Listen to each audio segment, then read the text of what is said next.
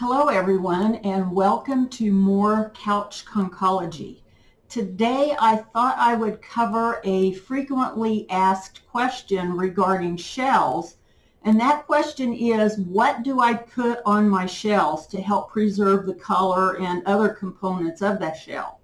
So there's a lot of different opinions out there. There's a lot of different things people have tried, but I'll kind of give you an idea of what I've tried and what seems to help and work the best. For one thing to start with, I am going to mention acid cleaning shells, and there are a lot of videos elsewhere about how to do that, the actual process. And I really don't have a negative opinion about it. The big thing that I would want to express and then tell people about it is that if you do choose to acid treat your own shells, make sure that they're rinsed really, really well after the acid treatment. Some literature will say never to acquire or purchase an acid treated shell or shells. However, a lot of dealers get shells that may have been acid treated. They don't know they've been done that way. So then they're passed on to the buyer, the collectors, and so we don't know which ones are acid treated and which ones aren't. That being said, like I said, as long as the shells are rinsed well, and this is an example of one, this abalone was dipped. It was an acid dipped shell. It was only in it a few seconds. I was there when it was done. And it was rinsed well, and so it's really done well. It really cleaned up nicely, and it doesn't look too bad at all. So, you know, there's that. You can do that. Then after you've got your shells treated or something, you know, done with them, do I polish them? What do I do? The one thing that I have to say about polishing is sometimes it puts an unnatural gloss, over gloss on them. Sometimes that kind of keeps them from looking natural, but they do look pretty. A lot of your commercial grade shells will have had that done. This queen conch, for instance, was bought in a tourist shop. So it has been cleaned, it has been polished. It has also been trimmed around here with a grinder or a file. And so it does have a certain artificial look to it that maybe the collector might not like too well. This shell has been trimmed a little bit. It's shiny as well. And some of these, I don't know that they're not already this shiny. So it may not have been polished at all. This one is badly trimmed. Very badly trimmed. It's a, you know, bad commercial grade shell. The spire is tipped and it's just not very good, but you know, some people might like it just fine. These shells, these conch shells, are a bit overly shiny on the backs of them, so I would say that they have either been sprayed with something or they have been polished a little bit too. Not bad. The color does show up better when they're done a little bit like that. So the other thing is what not to put on your shells is varnish. Anything that's a varnish coating. This is a really nice Strombus lattice that I got from an old collection, and it has been varnished.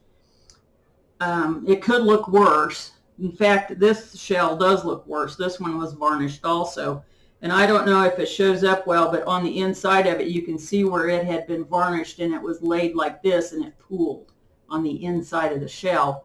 There's places on here where there's kind of a yellowing and a kind of an accumulation of the varnish. So it does not look real good. And the big thing about this is getting it off.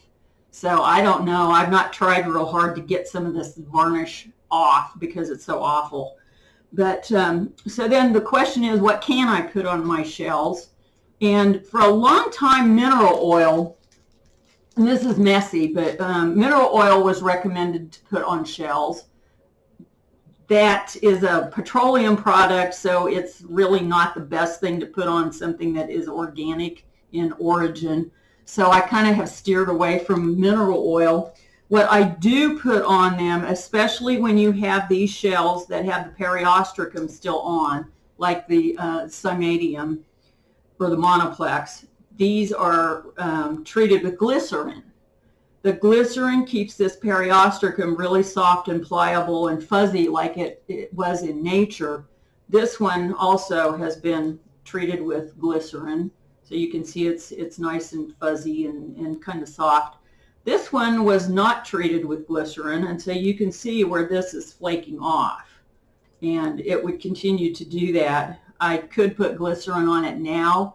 It may soften some of it up, but it probably will not, go back to the way it originally had been.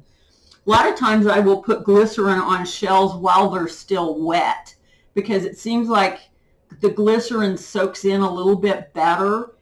And the thing about it is glycerin is water soluble, so you can put it on wet. You can mix it with water and put it on mixed with the water. Like this arc shell has a really nice periostracum, and so you can put the glycerin on this and keep it nice and fuzzy and soft. You can always blot off the extra with a paper towel, just to keep it from getting too soppy. These chitons were treated with glycerin. This one I bought probably 30 some years ago, and it still has the girdle nice and soft. This one also, the girdle is very soft and pliable, and a lot of times people will use glycerin to keep these soft. So people also want to know, with freshwater mussels, what can I do to keep them from cracking? This one cracked really bad, as you can see. The margaritiferids and some of the others are really bad about cracking. What I do when I get one of these that's not cracked is I'll put glycerin in water and just put it down on that end that's most prone to cracking and just let it soak, because these have proteins in the layers, and it seems like it pulls it up and draws it up in there and helps keep this soft and preserved instead of having it crack real bad like this. So get you a nice big jug of glycerin like this and go to town on it. Anything else that people may have to suggest, that would be great. I haven't tried coconut oil and some of those other things. Some shells you can put the glycerin on with a paintbrush if you have really small areas that are hard to get to, and it kind of helps it with that. The limpet here could use a little bit of glycerin on it. It kind of has a dullness to it that's from the seawater and the calcium carbonate and all of that stuff. So that's a kind of a rundown on what you can put on shells. Like I said, it's not all inclusive, and there's sure a lot of other things that might work just as well. But that's kind of been my experience, and I hope you've enjoyed this little blog on how to do this and have fun with your shells and just study whatever's fun for you to study on your shells, and hope to see you next time. And don't forget to subscribe.